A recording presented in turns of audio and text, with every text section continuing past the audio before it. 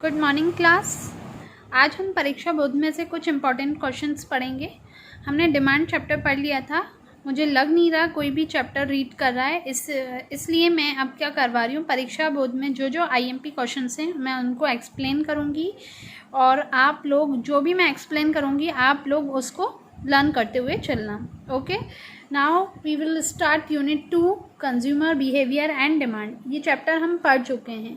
Okay, आज हम इसके कुछ क्वेश्चंस करेंगे जो कि आईएमपी हैं। फर्स्ट है हमारा law of demand. Law of demand हम सबको पता है, the law of demand state the other thing remaining the same quantity demand increase with the fall in price. Law of demand कहता है कि अदर थिंग, बाकी चीज़ों की क्वांटिटी सेम होती है, बट जब डिमांड इंक्रीज होती है ना तो प्राइस कम हो जाती है, फॉल हो जाती है। फॉल मीन्स कम हो जाना। And quantity demand decrease with rise in price. और क्वांटिटी डिमांड, अगर डिमांड कम होगी तो प्राइस बढ़ेगी और डिमांड अगर बढ़ेगी तो प्राइस कम होगी। सिंपल मतलब है, अगर डिमांड बढ़ेगी तो प्राइस डिक्रीज होगी और डिमांड डिक्रीज होगी तो प्राइस इंक्रीज होगी। इट मीन्स इसका इन्वर्स रिलेशनशिप होता है प्राइस एंड क्वांटिटी डिमांड का। ओके, नाउ सेकेंड क्वेश्चन है what are complementary goods. Complementary goods क्या होते हैं? The goods which are jointly required to a particular wants are known as complementary goods. ऐसे goods जो कि एक साथ यूज़ किए जाते हैं। ओके, जैसे कि bread and butter, car and petrol, pen and ink. तो एक दूसरे के साथ जो एक के साथ दूसरे का यूज होता है। अगर ब्रेड की प्राइस बढ़ जाएगी तो बटर की डिमांड क्या हो जाएगी, वो भी क्या हो जाएगी, बढ़ जाएगी। मतलब एक के साथ दूसरे का डायरेक्ट असर हो जाना। मतलब जैसे अगर ब्रेड की प्राइस बढ़ गई तो उसके बटर की क्या हो जाएगा, डिमांड कम हो जाएगी। ये क्या हो जाता है, कॉम्प्लीमेंट्री गुड्स। ये होते हैं हमारे कॉम्प्लीमेंट्री गुड्स जो कि एक साथ यूज़ होते हैं, which are use together. Okay, मैंने 11th क्लास में आप लोगों को कॉम्प्लीमेंट्री गुड्स के आंसर लिखवाया था, वो भी आप लिख सकते हैं। जिसके पास नहीं हो वो ईजिली ये वाला याद कर लें। अब what is elasticity of demand. Elasticity of demand क्या होता है? When we measure the proportionate change in quantity demand due to change in price. Elasticity of demand क्या होता है? Proportionate change in demand. Proportion, ये एक फॉर्मूला है कि इलास्टिसिटी ऑफ डिमांड का फॉर्मूला है proportionate change in demand of commodity due to change in price. क्योंकि डिमांड क्यों चेंज हो रही है? क्योंकि प्राइस चेंज हो रही है। तो ये डिमांड चेंज होगी तो प्राइस भी चेंज होगी और ये किसके अंदर आ जाएगा, इलास्टिसिटी ऑफ डिमांड के अंदर। तो मोस्ट आईएमपी अपन ने ये लर्न करना है and third elasticity of demand learn करना है।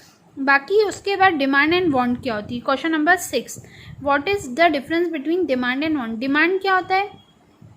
डिमांड कब क्रिएट होती है? जब वांट्स होती है। वांट्स मतलब चाह, किसी चीज़ की चाह खरीदने की, तो वो क्या हो जाती है, उसकी डिमांड बन जाती है। बट अब यहाँ पे वांट्स में क्या लिखा है, desire gives rise to want.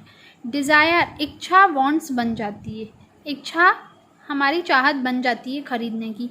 अगर हमको कोई चीज़ की इच्छा है तो हाँ, हम उसको खरीद भी सकते हैं। Demand goes on changing. Demand change हो सकती है। वांट्स आर मोर और लेस परमानेंट। वांट्स क्या होती है, चाह ज़्यादा भी हो सकती है और लेस भी हो सकती है, कम भी हो सकती है। ओके, डिमांड क्या हो सकती है, चेंज हो सकती है। ज़रूरी नहीं है कि जो आज चीज़ हमको पसंद आ रही है वो हमको फ्यूचर में भी वो चीज़ पसंद आए।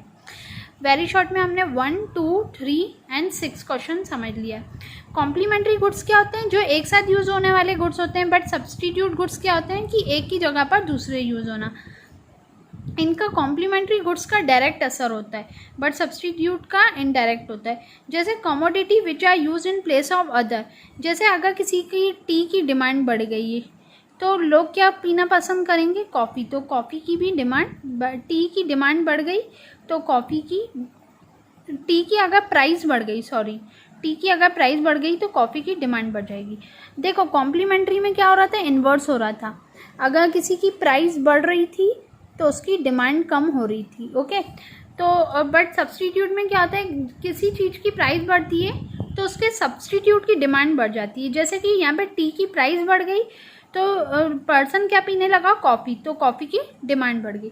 सब्सटीट्यूट गुड्स में डायरेक्ट असर होता है, किसी की डिमांड के बढ़ने से दूसरे की प्राइस बढ़ जाती है, जैसे tea and coffee, Complan and Bournvita.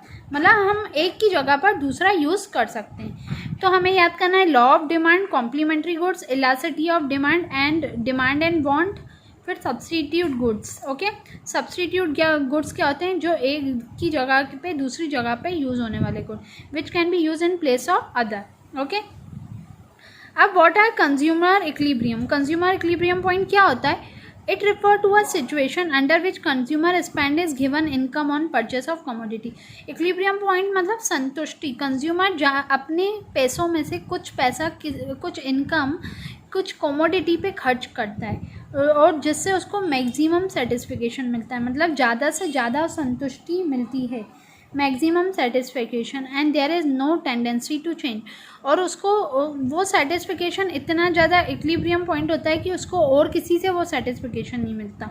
तो ये होता है हमारा कंज्यूमर इक्विलिब्रियम पॉइंट, जहाँ पे कंज्यूमर को अपने इनकम को खर्च करता है कुछ ऐसी कमोडिटी पे जहाँ पे उसको ज़्यादा सेटिस्फिकेशन मिलता है। ये तो हमारा हो गया what you mean by consumer equilibrium. इस पेज में हमारे इतने ही क्वेश्चन इंपॉर्टेंट हैं, हमने ये और ये भी समझ लिया है।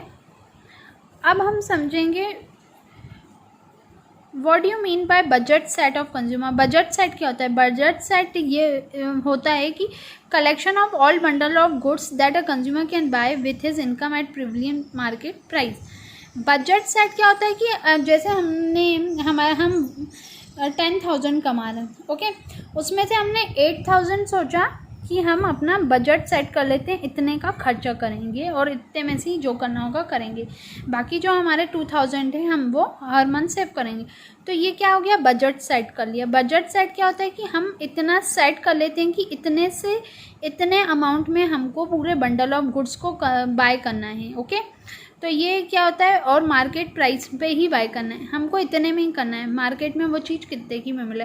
बाय चांस किसी चीज़ की प्राइस बढ़ जाती है तो हम क्या करते हैं, उस चीज़ को कम क्वांटिटी में लेते हैं।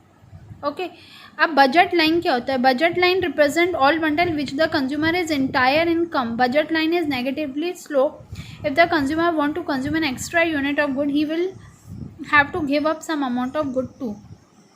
अब जैसे बजट लाइन क्या है कि हम 10,000 रुपीज़ कमा रहे हैं, ओके, तो उसमें बजट लाइन है कि हमारा खर्चा 12,000 का हो रहा है। तो बजट लाइन क्या होती है, एक लाइन होती है जिससे बाहर अगर जाएंगे तो हम नेगेटिव पे पहुंच जाएंगे, मतलब कि हम 2,000 रुपये कहाँ से लाएं, हम उधारी लेके नहीं खरीद सकते। तो वो बजट लाइन होती है कि हमारे इतने ही पैसे हैं, हमको इतने, बजट लाइन होती है ये हमारी हो जाएगी बजट लाइन कि हमें 10,000 ही है हमारे पास, इससे ज़्यादा हम खर्चा नहीं कर सकते। बजट सेट होता है कि हम सेट कर लेते हैं, बट बजट लाइन होती है कि हमारे पास ऑलरेडी होता ही इतना है। तो question number 11 and question number 12 ये हमने कर लिए। अब what you mean by indifference curve. Indifference curve क्या होता है, indifference curve which represent all the combination of goods which give the same level of satisfaction to a consumer. जैसे consumer क्या कर रहा है, कमोडिटी ए खरीद रहा है और बी खरीद रहा है, जैसे एक एप्पल उसको 2 बनाना की बराबर सेटिस्फिकेशन देता है, मतलब जितना वो एक एप्पल से सेटिस्फाइड होता है उतना वो जब 2 बनाना खाता है तब सेटिस्फाई होता है, मतलब कि 2 या 2 से ज़्यादा गुड्स जो कि सेम लेवल का सेटिस्फिकेशन दें। तो ये हमारा आ जाएगा इंडिफरेंस कर्व के अंदर। ओके, तो हमारा क्वेश्चन 13 भी हो गया है। और अब हम पढ़ेंगे इंफीरियर गुड्स। इंफीरियर गुड्स जिसको गिफन गुड्स भी कहते हैं। ओके, तो क्वेश्चन नंबर 17, इंफीरियर या गिफन गुड्स जो भी होते हैं ये होते हैं हमारे लो क्वालिटी गुड्स, लो LOW low quality goods. Okay, inferior goods या गिफन गुड्स ऐसे गुड्स होते हैं जिसकी जो क्वालिटी जो होती है लो होती है। गिफन गुड्स में भी define as those goods whose price effect is positive and income effective negative. इनका जो जब इफेक्ट होता है ना, प्राइस इफेक्ट पॉजिटिव पड़ता है और इनकम इफेक्ट नेगेटिव पड़ता है। अब इसका मतलब ये होगा कि जब है ना पर्सन की इनकम लो जाएगी तो वो इंफीरियर गुड्स पे आ जाएगा, और जब पर्सन की इनकम जो है वो इंक्रीज़ हो जाएगी तो वो इंफीरियर गुड्स क्यों खरीदेगा, लो क्वालिटी के गुड्स क्यों खरीदेगा, वो नॉर्मल गुड्स खरीदेगा। तो जब क्या हो जाएगा, in it demand fall in price, demand गिरेगी तो प्राइस भी गिरेगी। Rise with an increase in, जब डिमांड राइज होगी तो क्या हो जाएगा, इंक्रीज प्राइस भी राइज हो जाएगा। मतलब इसका मतलब ये कि इनकम के बढ़ने से इंफीरियर गुड्स पे नेगेटिव असर पड़ेगा, लोग इंफीरियर गुड्स खरीदना छोड़ देंगे और नॉर्मल गुड्स खरीदेंगे। अब नॉर्मल गुड्स क्या होते हैं हमारे, नॉर्मल गुड्स वो गुड्स होते हैं जिसकी डिमांड बढ़ने से उनकी इनकम भी बढ़ जाती है। Consumer and decrease fall in income, मतलब income of consumer and decrease fall in income, अगर डिमांड बढ़ेगी तो उनकी इनकम भी बढ़ेगी और अगर कम होगी तो उनकी इनकम भी कम होगी। जैसे एग्जांपल दिया है, demand for such goods like car, refrigerator, television etcetera increase in income. ये तभी इनकी डिमांड तभी बढ़ेगी क्योंकि ये डेली यूज़ गुड्स हैं, नेसेसिटी वाले गुड्स हैं, तो इनकी डिमांड तभी बढ़ेगी जब पर्सन की इनकम बढ़ेगी। Increase in income and demand decrease with decrease in income. Demand तब कम होगी जब इनकी इनकम कम हो जाएगी तो इनकी डिमांड भी कम हो जाएगी। जब इनकी इनकम बढ़ेगी तो इनकी डिमांड बढ़ जाएगी और जब इनकी इनकम कम होगी तो इनकी डिमांड भी कम हो जाएगी। तो इसका डायरेक्ट इफेक्ट होता है। अभी तक हमने क्या क्या पढ़ लिए, अभी तक हमने पढ़ लिए what is law of demand, what are complementary goods, what is elasticity of demand, what is different between demand and want, what are substitute goods, what do you mean by consumer equilibrium, what do you mean by budget set of consumer, what is a budget line, what do you mean by inference curve, what do you mean by given goods and what do you mean by normal goods। इतना आप सबको इतना याद करना है, उसके बाद हम नेक्स्ट क्लास में इसके आगे का पढ़ेंगे। Okay, thank you class.